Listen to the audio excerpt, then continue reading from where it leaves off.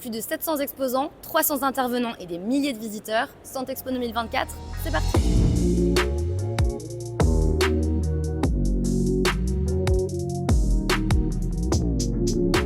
Le fil rouge très ambitieux de cette 58e édition, c'est bâtir la santé de demain. Et ça passe par l'innovation, et ça tombe bien parce qu'on est à l'espace innovation de Santexpo. Allez, je vous emmène pour le top départ.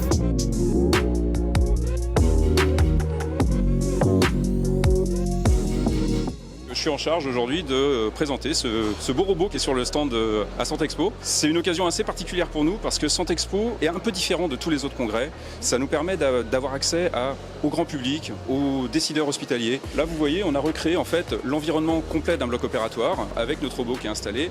On a une approche qui est un petit peu différente, effectivement. On va avoir quelque chose qui va être un petit peu plus ludique que ce qu'on a l'habitude de faire.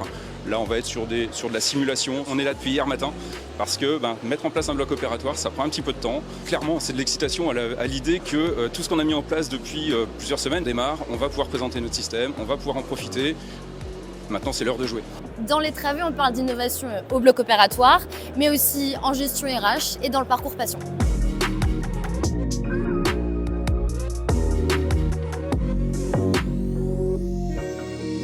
Santexpo, c'est aussi les grands discours. La ministre de la Santé, du Travail et des Solidarités, Catherine Vautrin, a inauguré cette 58e édition.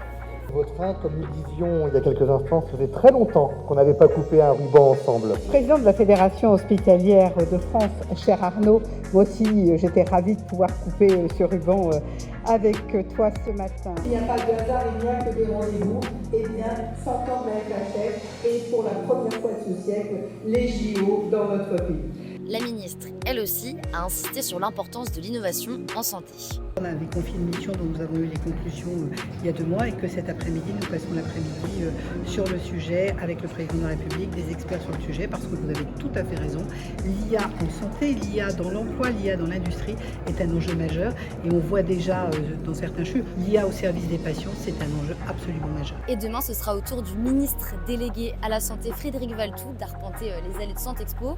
Nous, à WhatsApp Doc, on vous laisse après une journée bien remplie. Suivez-nous sur notre site et nos réseaux pour ne rien louper de Santexpo.